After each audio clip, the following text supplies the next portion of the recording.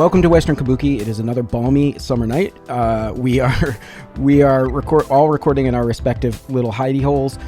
Caleb, how you doing? Fantastic. Pretty good. June, what have you been up to today? I have been funging. I've been funging relentlessly. I've been right clicking. I've been funging. I've gathered a lot of JPEGs tonight. You're one of the most fungible people I know, and I'm really proud of you for your hard work. Thank you. That's really sweet. That means a lot. No one's ever said that about me before. Tonight we are going to be talking about the sordid saga of the Bored Apes, from beginning to ignominious end. I mean, I guess it's not totally over, but it's pretty over. It's over. It's really. So we can put it. There's a grave. There's a graveyard, and all of the apes are in. They stopped in the graveyard. making. I don't know if I put this in the notes or not, so I'm jumping ahead. But do you remember they stopped making the Bored Ape cartoon? So it's over. They haven't made it in over a year. Oh, it's over. Yeah, it's over. Well, to help us trample those great headstones, we brought along Molly White, crypto researcher. Thank you so much for joining us. Thanks so much for having me. Molly, what does it mean? What's a funge? What's fungible? What does that mean? What does it mean when June is funging all afternoon? Yeah, I'll be honest, because I also don't know what it is still, and I've been doing it all day. Yeah, you've been doing it funging all day long. Yeah. I'm sure. And I still don't know what the hell it is. Yeah, I mean, it's whatever you really want it to be, I think. Funging is really just the cooler word. No, I'm going to take that back. It's the less cool word for right-clicking, I think. Yeah, so when it comes to crypto, at least, you have the fungible tokens and then the non-fungible tokens. And then they tried for a little while to have the like semi-non-fungible tokens, which was baffling to everyone involved. But I don't even know if I know what that's about. Yeah, I think they gave up on that once they realized that no one was going to learn what that was. Basically, though, a fungible token is one where it doesn't really matter which one you have. They're all kind of the same. So it's like a dollar bill. You know, it doesn't really matter which specific serial number you have. They're all kind of worth the same. Versus something that's called a non-fungible token, where each individual piece of the collection is separately, valued somewhat differently. So that's more like artwork or something like that, where not every Picasso is worth the same, even though they're all a part of the Picasso collection. So the more racist the ape is, the more it could be valued to these people. Correct. Yes. Okay. Why did anyone ever think why did anyone care that you could have like the only non-fungible image of like a tweet, let's say? Like there was that, like when NFTs first started, there was like there's an NFT of the very first tweet put out on Twitter, and it's like, okay, but why do I care? Why do I care that that's the only one that's non-fungible? Like, could I also not take the same screenshot and then also mint it as my own? Because I'm pretty sure I think I did that at one point. Yeah, I guess to sort of like steelman it a little bit, the argument behind it is it's sort of like artwork, where, you might buy a 1 of 10 collection of a print or something, and someone could say, well, what's the difference between doing that and just, taking a picture of it in the museum or something?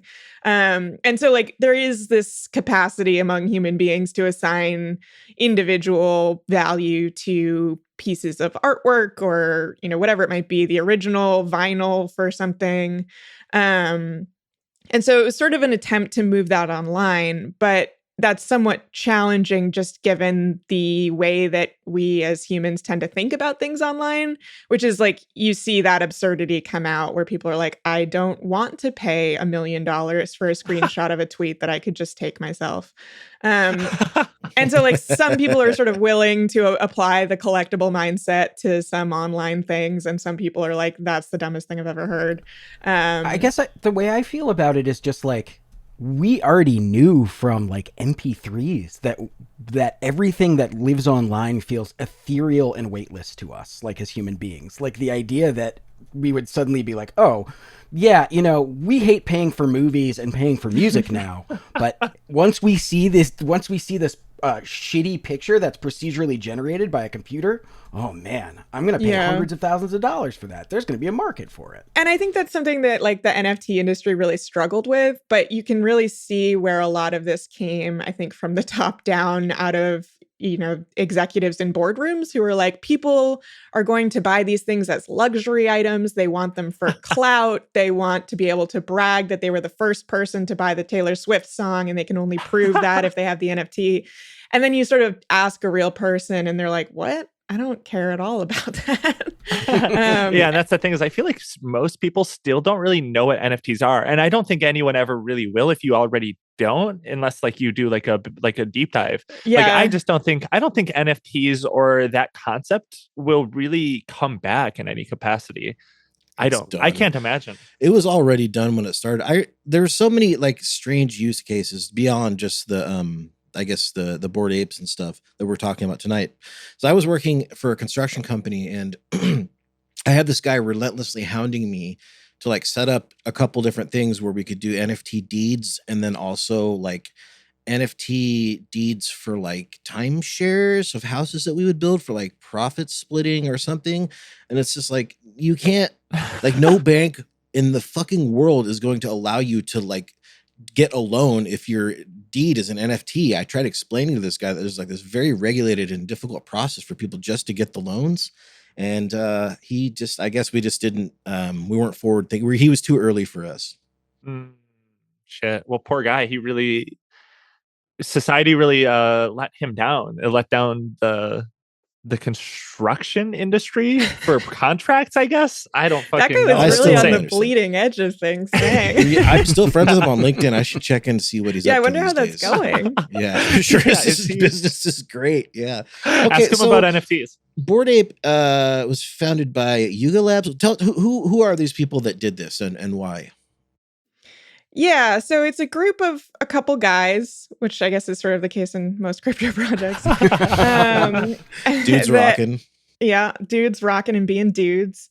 And they started out pseudonymous. So they just used, internet handles instead of their real names, and were very private about who they were.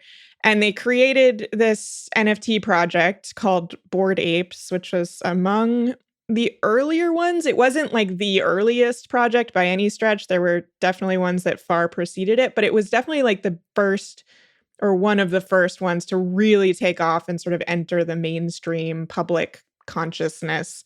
And I think it was a little unfortunate that it was this one, because it was just like these kind of weird pictures, like cartoon illustrations of apes that were all, based on the same sort of template, but they would have different hats and different expressions and different clothes. And some of them would smoke a joint, and there would be another one with like a sword or whatever. And it really, for whatever reason, well, for many reasons, I think sort of took off. And, there's, I think, plenty to be discussed around how organic that was. But, ultimately they ended up trading at, hundreds of thousands of dollars per ape, with some purchases at much higher amounts. And they tried to do something that a lot of NFT projects do, which is say, oh, it's not just the JPEG that you're buying. You also get all these perks, and it's like a pass to our events and all this kind of stuff, which we can also go into.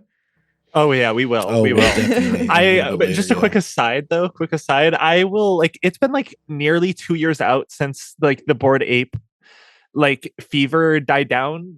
It still kills me hearing like $100,000 per ape, or like I don't know, just like that, like ape as like a descriptor for like what these are. It never fails to just put a smile on my face. Yeah, sometimes I find myself saying a sentence and then like thinking back about the words that I just said and going, how did I end up like this?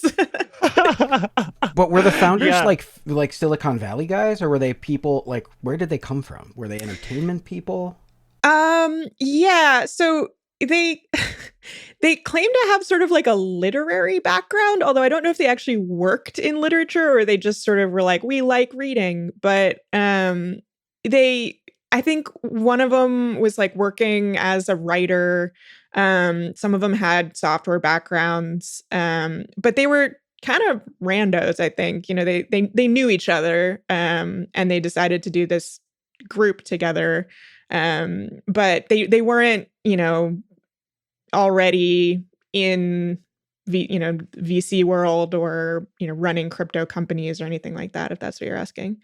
Yeah, that's just kind and of. And they also critically weren't artists themselves, which is an interesting thing, especially as there's a really early narrative around like NFTs are how we're going to make sure that digital artists get paid for their art. But the guys who ran the project were not actually the people who created the artwork in this case, which is, I think, an interesting note.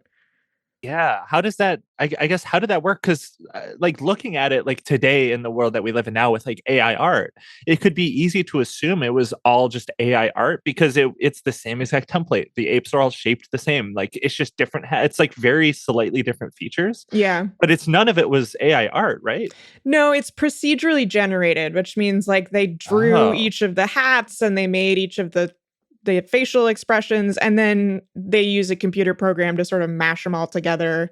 Like those little games where you like flip the card and you make the animal with like the weird limbs and stuff. It's kind of like that. Okay. They did that for only apes.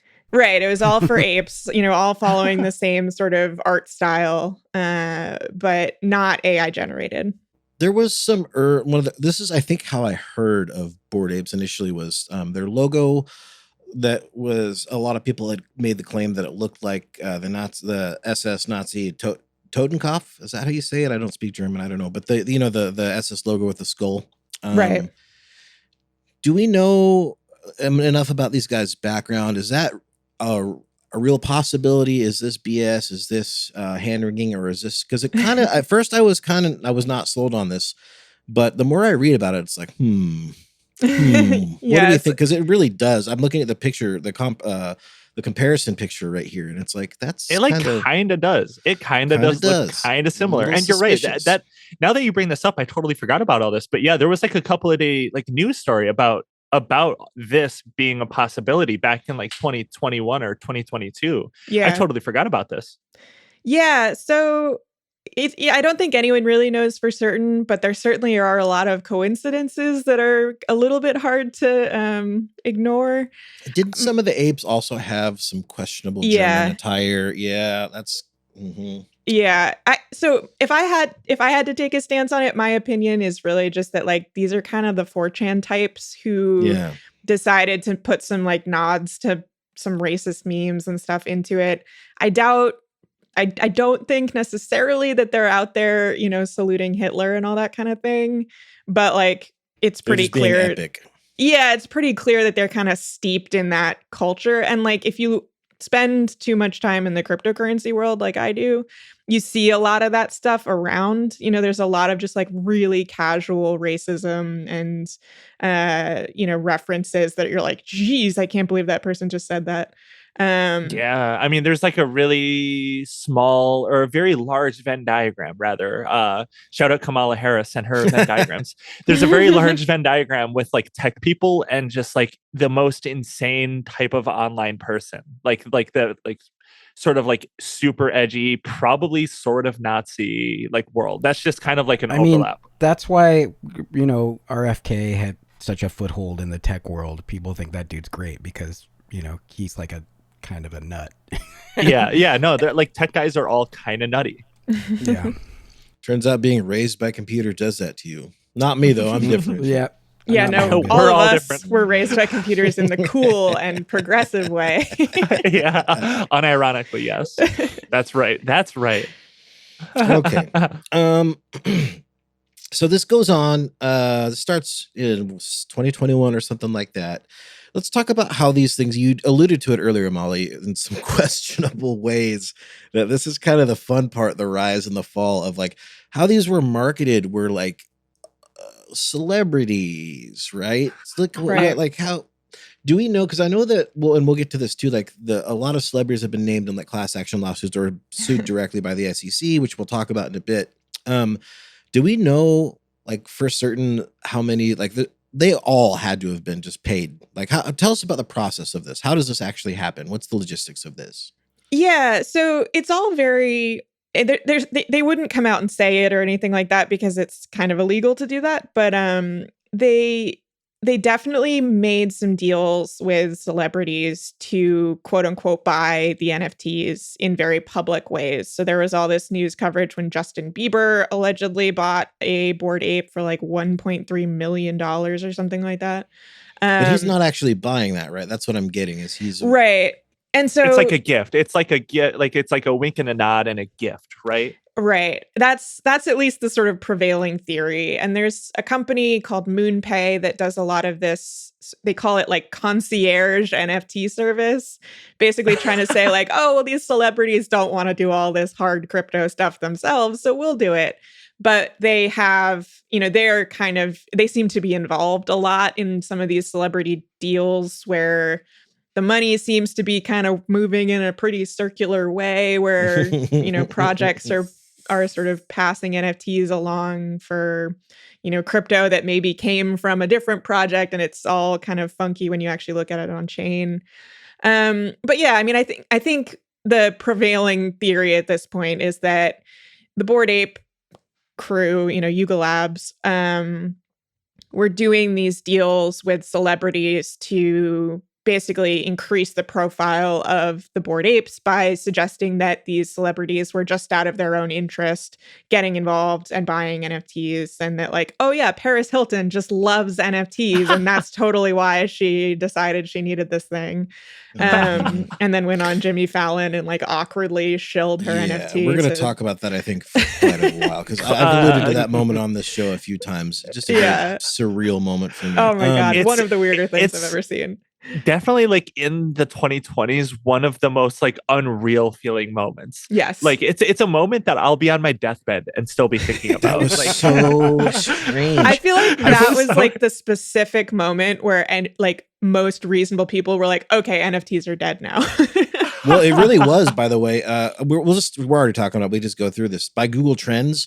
That was the last week before everything started declining. It was like that, even within like NFT circles, like that's what killed it. It was like celebrity cringe. Yeah. Because like if you look at Google Trends and everything, it just got worse and worse and worse. It never recovered from the Paris Hilton Jimmy Fallon thing.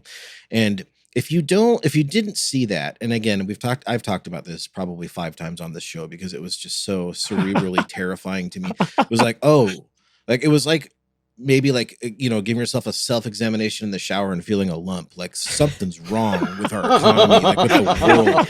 I will never, like, I shot straight up and I was like, oh fuck, like everything's just a scam now. That's like my awakening moment, was just how awful. Like the crowd was just like awkwardly like, are we supposed to clap? What is going on? They're showing us these awful pictures. Oh my God. I look at please that call the Federal Reserve and pump up the interest rates right now.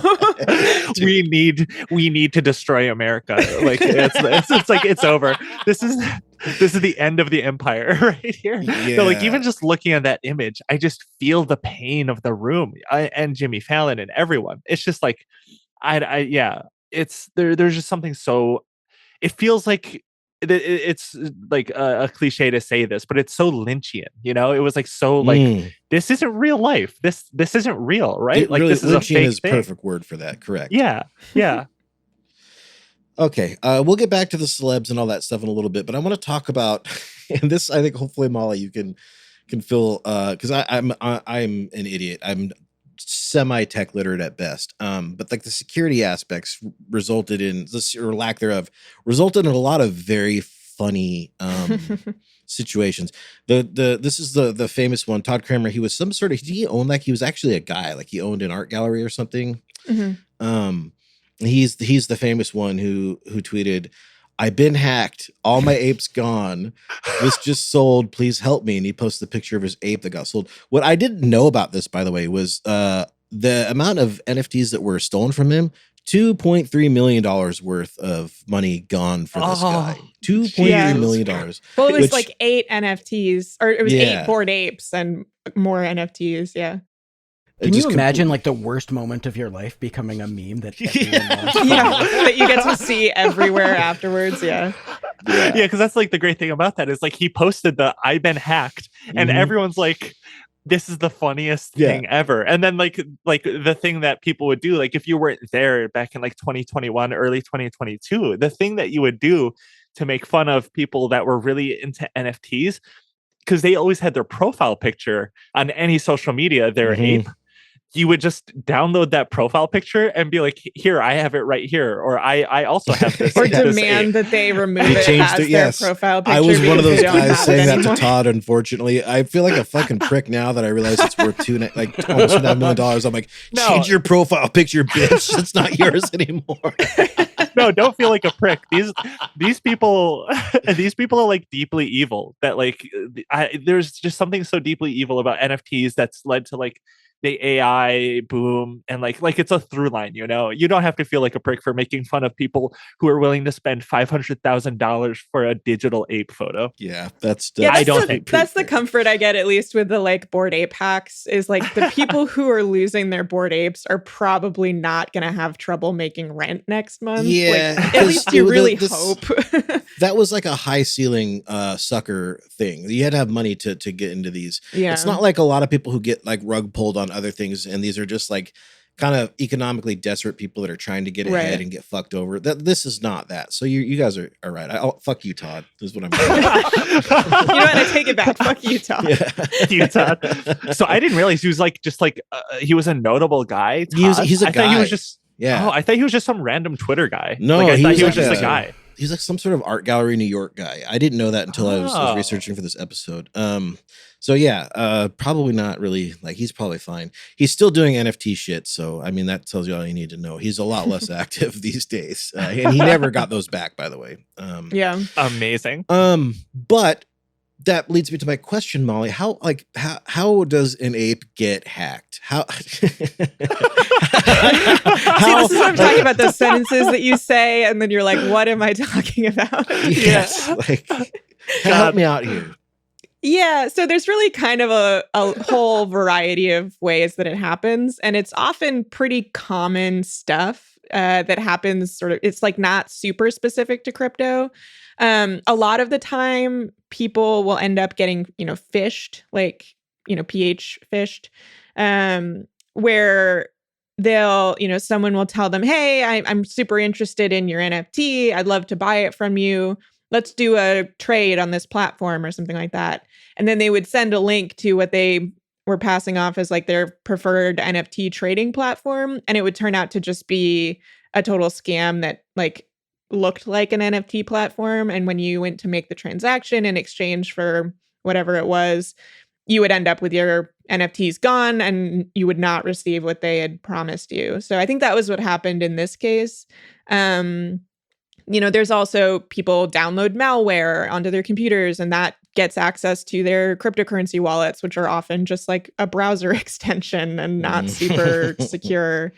I mean, there's really a lot of different ways. There's one really fun one for a long time where it was specific to Bored Apes. There was this link going around on Twitter that was like, "Hey, if you connect your crypto wallet to this app, it'll turn your NFT animated, and your Bored Ape will start like dancing around or whatever." And people were like, "Awesome!"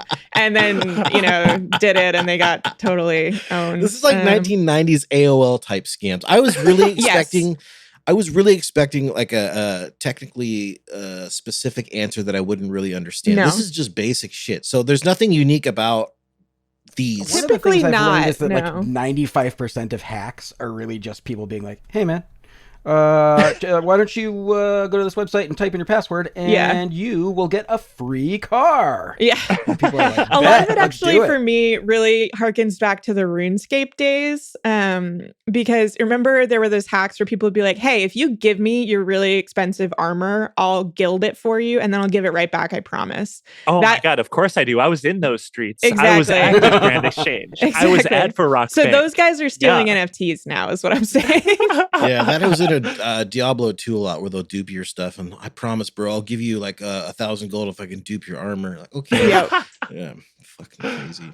I love that it's just I'm glad that those guys are still they're staying up though, Yeah, same methods, just different like realms, just different ways to do it, different targets. Yep. Well, damn, I was hoping to spend a lot more time on the technical aspect of that. That kind of closes that chapter. It basically comes down to like, the flaws are typically not with like the cryptography or anything like that. And that's actually one reason I get really annoyed when people are like, no, crypto's great because it's so secure. Like Bitcoin has never been hacked. The blockchain's never been exploited. And it's like, well, yeah, that doesn't mean people aren't getting their shit stolen all the time, though, because it's just a totally different attack vector. They're like, there's this one really specific way to steal stuff, and that's not happening. But everything else, totally fair game, Wild West. Yeah, and just in general too, like if you know anything about like security of any sort, the most common form of hacking, you might have already like said this, but it is the most common form of hacking where you just respond to an email and believe someone. That's like the most common way that things get hacked. It's not. This really does seem like a great avenue for deeds to houses, like that guy was pitching. Can you imagine just like getting flim-flammed out of your digital deed, and then some guy's like, move out. This is my Sorry, house. honey, we're homeless. I clicked the link. I clicked the link, and now your home is a box. Sorry. Okay. That's going to be 200 years from now. Cyberpunk. Let's talk a little bit about some of these other celebrities. So, like, for instance, I just have a hard time thinking like a lot of these. And I want to talk about this part specifically because I noticed a trend, and it's a lot of like former retired athletes who don't have any other revenue coming in. They get exploited by these companies, and they end up kind of losing their ass on this kind of thing. What's the pushback been like? What is our federal government really as toothless as I think that it is? Because all I saw there's like 6-7 celebrities that got sued by the SEC for not disclosing their affiliations or something, but there's like real fraud going on here. Yeah, so it kind of depends on what type of behavior you're looking at. There was a slew of SEC interest in celebrities who were doing what was called touting, basically, and this was how Kim Kardashian got tripped up, a couple other celebrities, I think Floyd Mayweather maybe, where they were offered money to advertise a crypto project. Often those crypto projects were pump and dump schemes where they were just hoping that, okay, Kim Kardashian's going to post about it. All her followers are going to buy it, and that's when we'll sell and then leave them holding the bag. And she got in trouble for that because you have to disclose when you're being paid to promote something. It's sort of like the requirement that you post like #ad, except that when it's specifically a security, you have to go even further than that and say basically how you're being compensated and like for how much, which is what she didn't do. And so that was one place where celebrities got kind of tripped up. A couple other celebrities also got in trouble for actually creating NFT projects and trying to sell them. So Mila Kunis and Ashton Kutcher were an example of that. Where they created this like Stoner Cats NFT, and there's going to be a TV show, and people were going to get, people who held the NFT were going to get these perks and blah, blah, blah. And they ended up settling with the SEC over allegations that they were offering an unregistered security. And then, there have been a lot of celebrities, often sort of the like D-list celebrities or, retired athletes and that kind of thing, who basically did what's known in crypto as a rug pull, which is where you create, usually an NFT project. You promise all this stuff like, oh, I'll fly people out to meet me, and you can, come to my sports games, and I'll send you signed jerseys or, whatever it might be. And then they just never follow through on it, and people lose interest. The token goes to zero, and, no one ever really does anything about it. So there were a lot of those, and those have not really been prosecuted, or at least you haven't seen the agencies going after them, but that's usually where you see class action lawsuits, many of which are ongoing. Yeah, I noticed that. There's unfortunately not a lot of updates yet. And it seems like, maybe I'm wrong, but every time I saw like any advertising done for any Bored Apes, or basically the only reason anyone ever gave to give into Bored Apes was that whole like FOMO, fear of missing out aspect of it. Like, I don't know if you guys remember, it's weird to say this was like all kind of like close to 3 years ago now, but when you would like post about like NFTs and about how it's like kind of a scam, or it seems kind of dumb, you would get a slew of people in your mentions being like, "Oh, have fun being poor. Yeah. Good luck. Good Not luck. gonna make it. Yeah. Yeah, you're an NGMI." Yeah, no. So that's like the whole thing driving all of this. That's why they use these celebrities.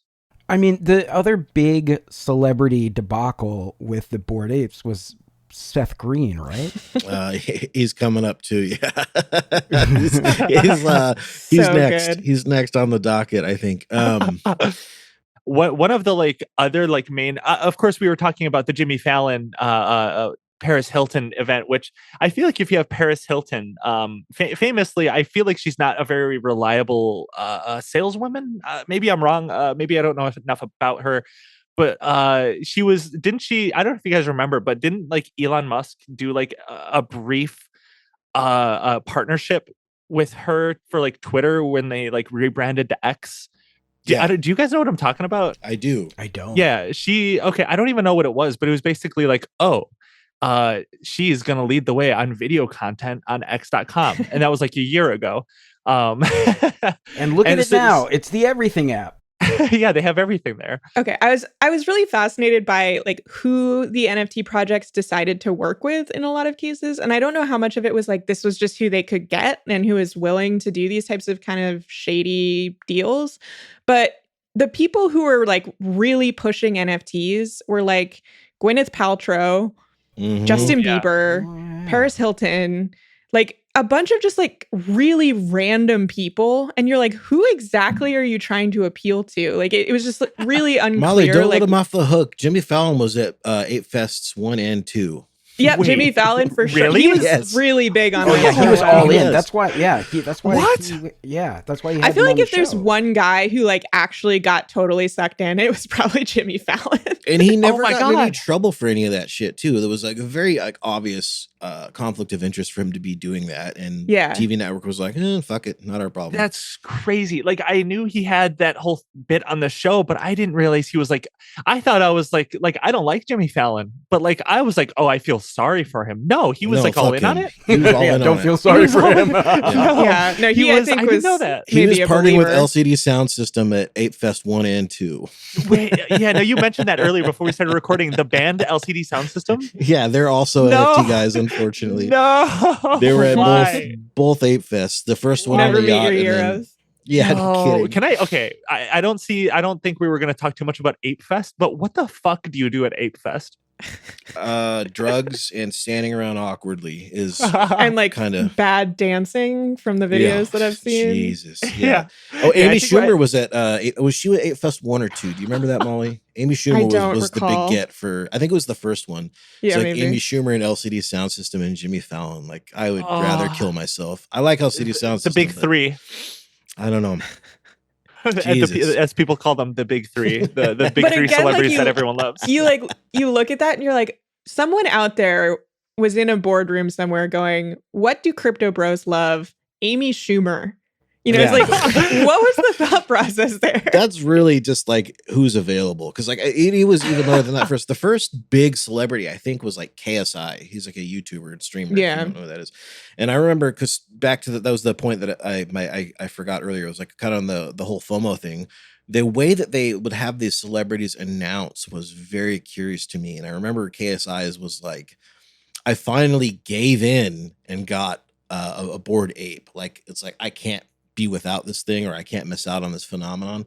Zach, it was very, very, very curated and transparent, I think, to I would hope most people, but maybe not. I don't know. Yeah, like I guess the thing is like the route that ended up happening is like daytime television, like the type of person who probably knows most about it, like saw most of these people talk about it on like TV, was like probably daytime television.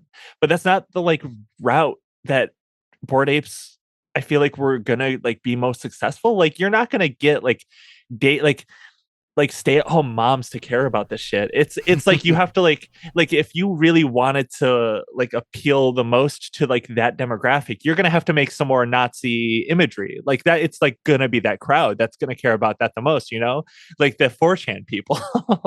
Yeah, Like, I think it was just kind of route. a really sort of muddled go-to-market strategy where they weren't really sure if this was going to be like a niche collector thing, or if, you're going to have Bored Ape t-shirts in every Walmart, or, what route it was going to go. So they just sort of tried to do it all at once. And I think that's partly why it turned into this kind of like forced cringe feeling thing so quickly. There probably is a way to like pathologize that, but to me, it just seems like water going to the lowest possible point. It's just all inertia. Whichever like celebrities are available, that's where they start. You know what I mean? Yeah. Speaking of celebrities, though, Eminem and Snoop Dogg also were involved with this. I don't know if you guys saw this in the VMAs in 2022. Oh my God, I blocked that out of my memory. Flash. Yeah, no, I'll never forget this because it's as weird to me as the whole Jimmy Fallon thing, where like if no one's seen this, I recommend watching it. Do look up the Eminem and Snoop Dogg performance as their Bored Ape NFTs. It's basically just like I guess them singing or rapping and doing like, I guess they have a song together. Imagine Gorillas, but it fucking sucks. Yeah, it's like the worst thing you've ever seen, and it's like they're apes awkwardly dancing around on like a flying platform. It's so bizarre. Well, there's a whole story to that too, by the way. There's like a Snoop Dogg and Eminem ape cinematic universe, because they had at it was at Ape Fest 2, I believe. They announced their comic book series. I think I originally had the image of that in here.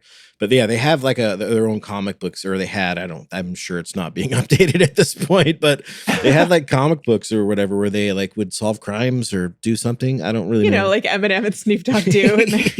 I don't know what the fuck they were doing, but that sounds crazy, but like celebrities do weird shit. I happen to know, and I don't even remember how I know this, but I do know this. It is in my head and it will never go away. The fucking Black Eyed Peas have their own comic book. Really? And it's like, it's just to sell the Black Eyed Peas brand, but like, why? Who knows? I gotta get a copy of that. I'll be honest, I'm surprised they never did. I mean, I guess I don't know if they're like around still. I'm pretty sure will.i.am at least had some crypto involvement. Oh, I'm sure. He seems like the kind of guy that would. will.i.am for sure. He loves a good scam. Like, it feels like he would love a good scam. Right.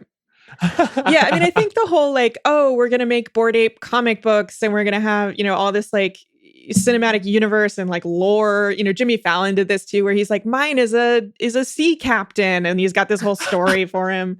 It really plays into one thing. Wasn't the whole story? Sorry, go on. Yeah, that was kind of the whole story. Oh, no, I was going to say, wasn't the whole story that he gave is like, I like sunglasses or something like that? He's like, I like sunglasses and my ape has sunglasses. Isn't that cool? And it's like, okay. This is your ape. Yeah, we debuting. It's really cool. Like the hat, the shades. And how did you pick?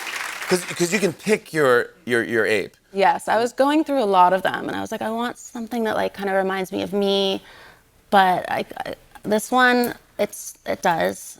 I think we made like another version of it where he takes the hat off and blonde hair comes out.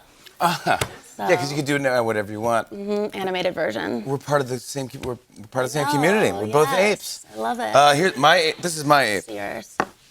Yours is so cool. I love the red heart sunglasses. I love the captain hat. It reminded me of me a little bit because I wear striped shirts. Mm-hmm. I've worn these heart sunglasses because my daughters, just as a joke, they have them, and as a joke, I put them on. So I've done this. And I love yacht rock and being breezy. So I'm like, yeah, that kind of, and I like the blue. Mm-hmm. Dude, look at us. They look like they could be friends. They're buddies. It's like watching my niece play with her dolls. Yeah, it's so bizarre. It's so weird. Yeah, but a lot of these, especially with Bored Apes and some of the other NFT projects that came out around that time, there was this whole idea that, okay, if you buy the NFT, you get IP rights to it. You get like commercial rights to make product with the NFT that you've purchased. And therefore, you can create a TV show around it. You can create a comic book. You can create a burger restaurant. You can use it in your branding, like all this different stuff. And so part of what they were selling was not just like, buy this NFT, don't miss out, hold on to something that's a status symbol. It was like, you can be an entrepreneur and you can suddenly launch something.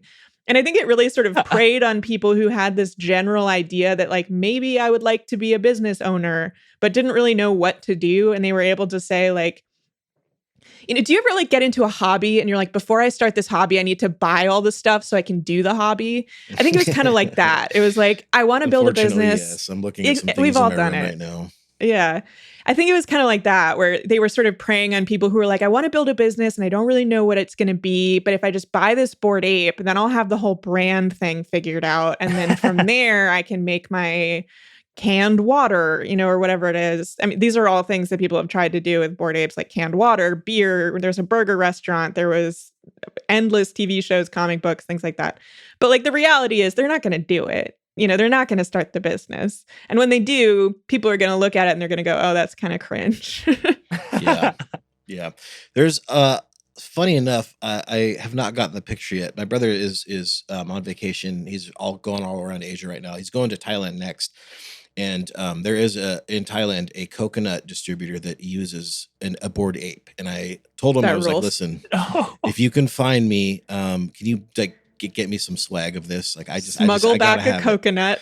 Yeah, smuggle back a coconut, or if they've got just hook me up, dude, please. Yeah, so. Well, there's another crypto critic who I know who's I think in China right now, who just like randomly was in this tiny shop and stumbled across Bored Ape branded beer and was like, what? So I think we've almost gotten into that like post cringe era where now it's like, oh, okay, that's a collector's item for sure. Yeah, for sure. Yeah, I've keep a bottle out on my shelf. I've never seen them like in person, but yeah, no, it's bizarre how much like beer and like, yeah, people just like putting the like ape on a can. It's like, why would anyone other than you care about that necessarily? Yeah. Like, what does that offer? Like, my favorite I don't know. It's the funny. It's bizarre. Bored Ape. My favorite was the Bored Ape hamburger restaurant where it was actually like they had one Bored Ape, but maybe that was all they could afford. So they had like several mutant apes that were also owned by the owner. And for those who are not familiar, mutant apes are like the low budget version of Bored Apes. They don't sell for quite as much. And they it's for us poors. Yes. And they're the ones that look disgusting. And they all look horrifying. Like their skin is melting off. And they have like fucking Bored Apes. They have like maggots crawling on them and like snot. It's really disgusting. And so I'm like, who is going to a hamburger restaurant and like looking at these pictures of these horrifying like body horror apes on the wall and going like, I could kill for fucking ape. Yeah, and they're like, I am so hungry right now. I would devour a hamburger. I knew there was a Bored Ape burger. I didn't know they had mutant apes. That's so good. Yep. The maggot, they put the maggots in. Oh yeah, no, I was actually just gonna say I have it up right now. The Bored Ape burger place just closed 3 months ago. Yep. Oh, I'm surprised they made it that long, frankly. I know it lasted about 2 years apparently. But it was in California. So that's like exactly where it would like last the longest. Yeah, they had the best possible shot at it. Yeah. So if it doesn't succeed there, it's just over. Sorry. If any crypto people are listening, if you can't make it in crypto in California, it's over for you. Just give up. Maybe Miami. That's the second. Maybe Miami. Miami would be a good one. Maybe, yeah. Maybe Texas. Maybe Texas soon. But yeah, no. The all of these have kind of fallen. Like it's after like 2022, like near the end of 2022, it seems like that's when it really started to be like, oh, it's kind of over for NFTs, right? Like not even just Bored Apes, but NFTs in general. I feel like near the end of 2022 is when it fell off. Yeah, that sounds like really about right. I mean, I would actually place it a little earlier than that because the end of 2022 is when crypto in general really fell off. Because in November was when FTX collapsed, and that was like the big explosion. Yeah. Things had started to go bad in like May or so, but I would say that NFTs actually fell off a little bit before the rest of crypto did because they just got that really like people started to make fun of people who had NFTs, and it got that really cringe feeling even before the crypto markets took a nosedive. So yeah, I would say maybe early to mid 2022. Yeah, I kind of miss like I will say like it's I don't think it's always good to bully, but I think people who had NFTs were really fun targets, and it was really great on Twitter when they were like, oh, if you have an NFT, you can put it as your profile picture and it'll specifically look different so everyone will know that you like you're not a hexagon or something. Yeah, that special hexagon profile picture. So it's like everyone what the blue can make check fun of is you now. much easier. Yeah, exactly. I So want to that was get out like- in front of just saying that I never think it's a good idea to bully. And if it comes back, if this comes back on June, I never held that belief. And, I'll stand strong. I will stand by what I said. I think it's really funny to bully the correct targets. And in 2022, Todd Kramer, I hope you're listening, bitch. Yeah, Todd Kramer. Like, I gotta say, there were so many funny people. There were so many people that were like, "Oh, I spent $100,000 on this ape that now is worth $10, and my wife is divorcing me and taking the kids." And like, I'm sorry, but that's kind of funny. I think that's like kind of funny. Well, and I think a big problem too is that there was so much toxicity in the crypto world towards anyone who was skeptical or critical or even just like not sure what it was, where like you could not go anywhere without seeing people being like, "Oh, you don't have Bitcoin, have fun staying poor. Like we're all going to be rich and you're going to be poor. We're going to be like the kings of the new like financial order where the dollar's gone to zero and now we have Bitcoin and we can like be your, your rulers and that kind of thing." Like it was really weird. Yeah, and no, you're right. It was painful. like it was like okay, this kind of seems like a scam. And then people that were in the scam were like, "Oh, we would enslave you if we could." And it's like, I'm sorry, sorry, I'm sorry. What are you talking about, man? So like, in a vacuum, it's like, oh, that's kind of weird that they were bullying the NFT people. But it's like you kind of have to have the context of like what was going on at that time, where people were being absolutely unhinged because they thought that they had $1 million. It's like they briefly got a glimpse at being wealthy and they immediately turned on everyone else. And then, when that all fell apart for them, people who were on the receiving end of that for, a couple of months were like, "Hey, it sucks, doesn't it?" Yeah. Oh God. Okay, so tell me about Seth Green. I remember. Yeah, Molly, you had very deftly, but I don't remember watching it. You had alluded to very deftly that if you own an NFT or a Bored Ape, you're allowed to monetize off of it or whatever. Which is what Seth Green had tried to do to make his show. But before we talk about that, who even, I don't really know what is Seth Green famous for? Where did he come from? Oh my God, he's famous. He's been around forever. Yeah, he was in fucking. He was in Austin Powers. Actor. He was doing Robot Chicken. He was a child actor before that. He was in Buffy the Vampire Slayer. Like he's been in. Oh yeah, everything. He was like the weird friend, like the really constant friend in Buffy, right? Yeah. He was a werewolf. Oh, I didn't see. I've watched 2 episodes of Buffy. I'm like behind the times on Buffy, a show that came out like 15 years ago. Sorry, more like 25 years ago. 25, it was like sorry. late 90s. I'll catch up one day. I'll catch up. But yeah, he's been around. He's been acting since he was like 10. And so he's always been still kind of does stuff, but probably doesn't need to. So he's not like super. I only ever knew him from like NFT stuff. He's the voice of the brother on Family Guy. I didn't know. Oh, Chris Griffin. Okay, now you're talking. He's Chris Griffin's voice. Yeah, he does do actually. Now that you mention that, though, he does do a lot of voice acting. But yeah, he I guess got caught up in this NFT thing, or maybe his managers did, and bought into that story of like, okay, if you buy the NFT, you own the IP, and therefore you can do whatever you want with it within some limits. And so he was like, cool. And he bought, I think, a Bored Ape and maybe a couple of mutant apes or something like that. And his whole thing was like, he was going to create this show about them. And it was actually going to feature other NFTs too, like other total like collections that are unrelated to Bored Apes. And they were all going to be like these animated characters. And I think it was themed around a bar. Kind of. Yeah, and it was themed around a bar, and it was kind of like Roger Rabbit. It was like live action people interacting with. Yeah, exactly. There was a trailer for it, but like you look at it and the whole thing was like, they're kind of just expecting you to go, ooh, Bored Apes. And like, there was no clear plot to it or anything. Like it seemed kind of low effort to me. And then very shortly after he released this announcement, he had his apes stolen from him, all of them. And it was this whole saga where he's like, he's like, my apes have been kidnapped, and like they're holding them for ransom. But then there was this whole question too around like, Caleb's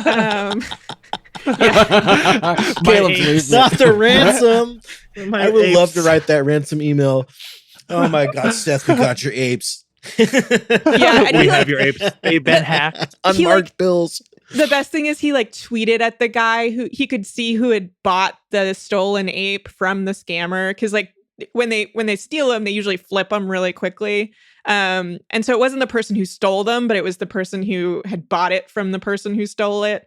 And so like they were going back and forth on Twitter, and it was this whole thing. But the undercurrent of it was like, wait a second, if you're building something that's using this Bored Ape IP and you have to hold the Bored Ape to be able to use the IP, what happens if someone steals that ape from you? Can you still make your TV show if someone has stolen the ape from you, or do they now have the rights to it even though they didn't legally acquire it? And so it was like this really fun thought experiment for a little while until Seth Green decided to pay the ransom and buy the ape back. Oh, bitch move. Yeah, I don't know if he got them all back, but I think he got the main one back or something. I love the idea that you can steal an ape and it's like, oh, it's my show now. Yeah, I know. It's so funny. Let me get your producer's phone number because I run this now. Yeah. The first like 2 episodes, Seth Green shooing Seth Green away. Third episode, it's just like this guy Joe or something. Like it's just like someone else. It's just someone else now. That's awesome.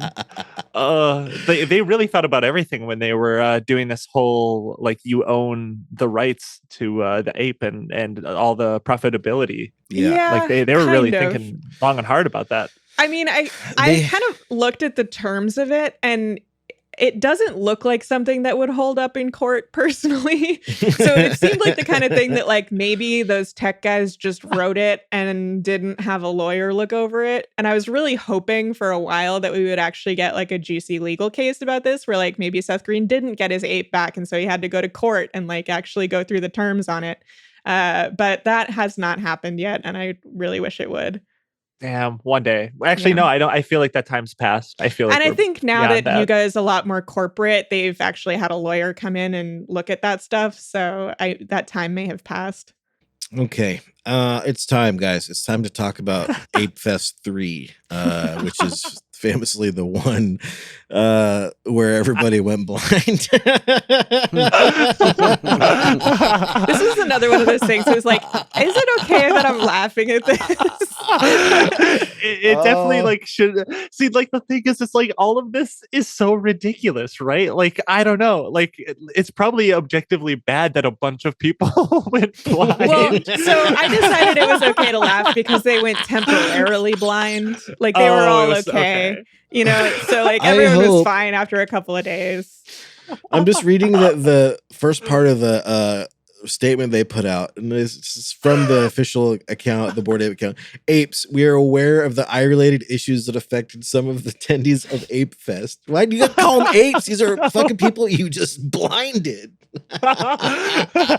Apes, addressing your customers as apes is okay, crazy. Before we read the tweets, which I'm going to make Juniper do, because I don't think I'll be able to get through them.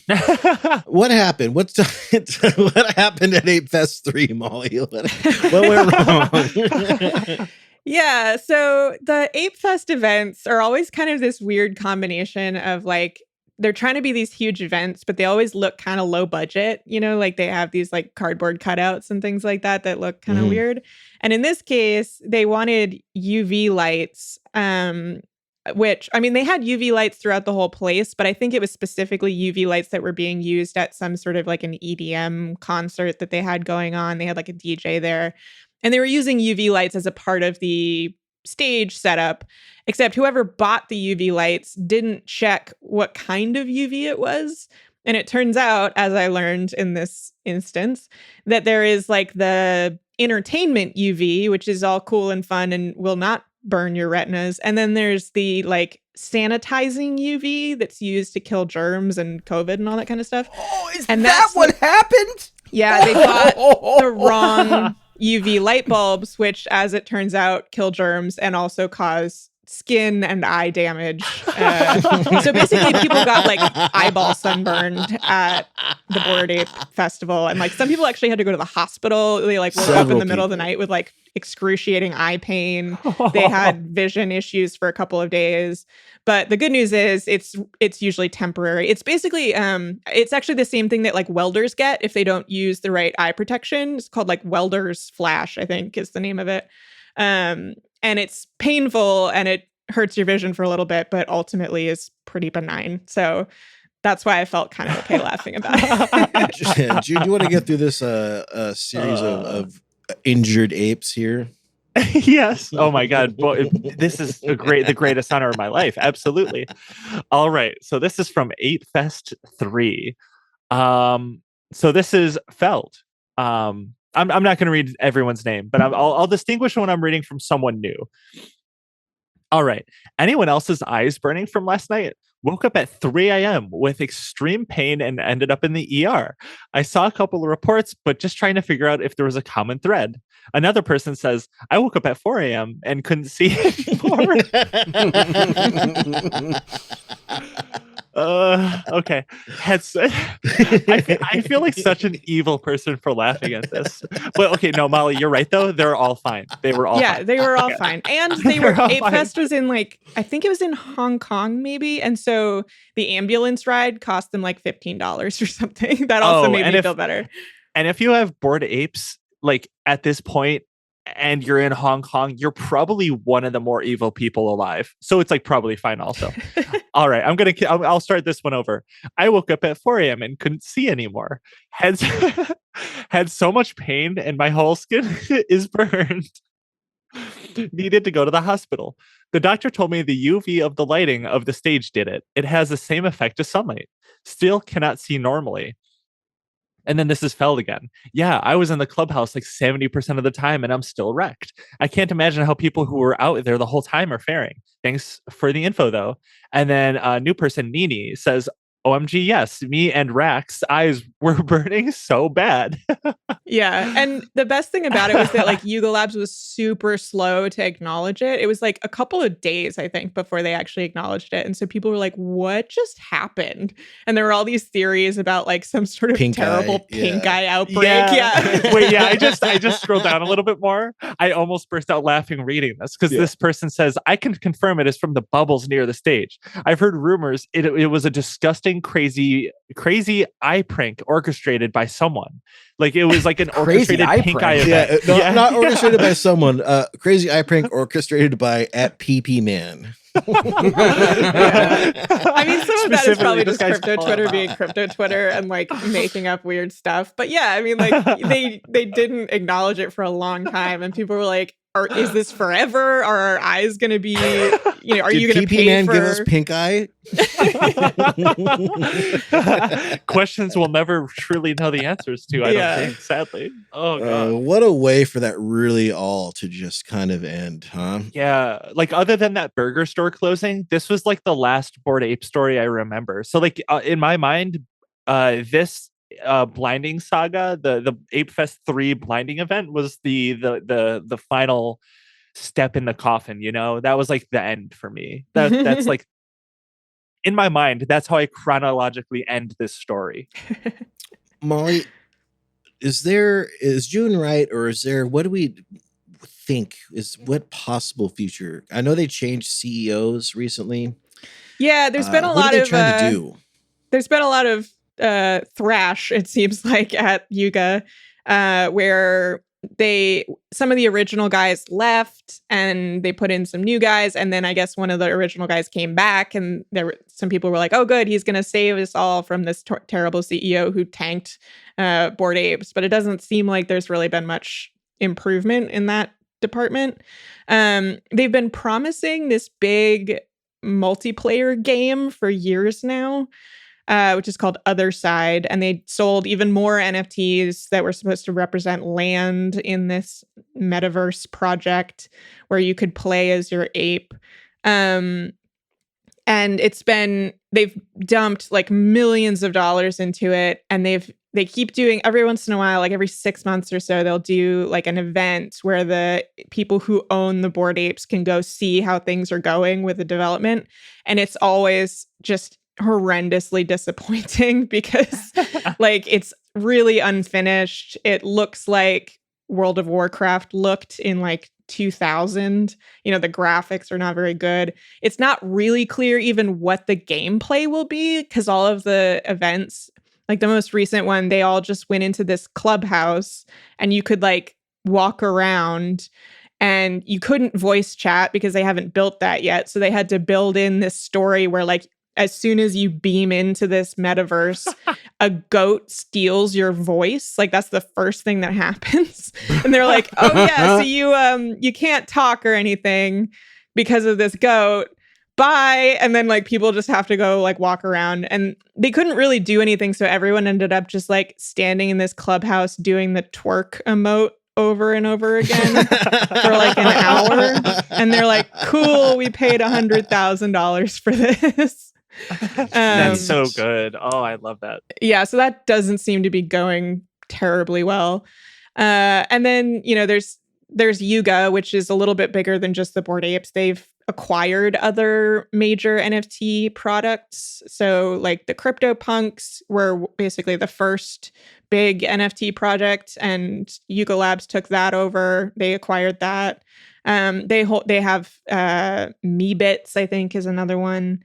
And I'm starting to wonder if like maybe the Bored Apes or the Yuga Labs guys are kind of the bag holders here, where the CryptoPunks were like, the people who owned CryptoPunks were like, all right, we see the end in sight. And they sort of, they're like, see ya. And they sold it to Yuga Labs right at the last minute, basically.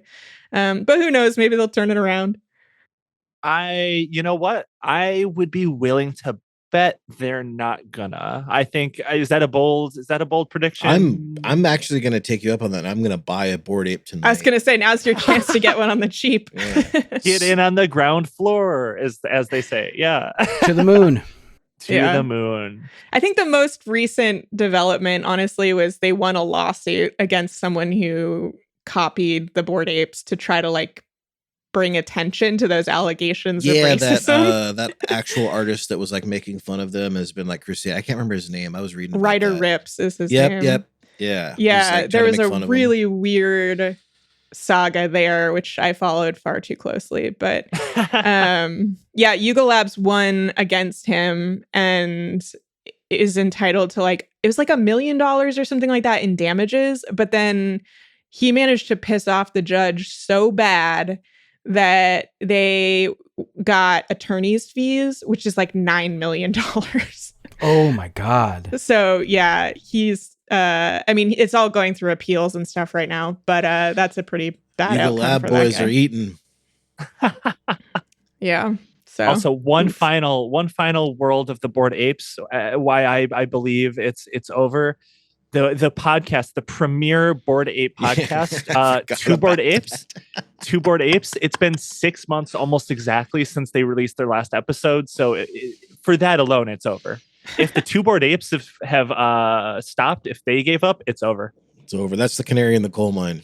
Yeah. If the Two Bored Apes are done, yeah, bye. That's it. Okay. Molly, is there anything that you'd like to plug? Where can our listeners find you at? Yeah, so I write citationneeded.news. It's my newsletter, and that's the best place to find me. I also run Web3 is Going Just Great, which is where I track all sorts of dumb things that happen in the crypto world, just like this. And I've also recently started a project called followthecrypto.org, which is tracking cryptocurrency industry election spending coming up in the US elections. That's fun. It's been really interesting. So that's me. Okay. Molly, thank you so much for spending an hour here with us talking about this. It was that was so fun. Thank you. Yeah, happy to. Come back anytime. When the Bored Ape resurgence happens, we'll have you back. I'll be here. Okay. All right. Take care. Thanks so much for listening, guys. We'll see you next week. See ya.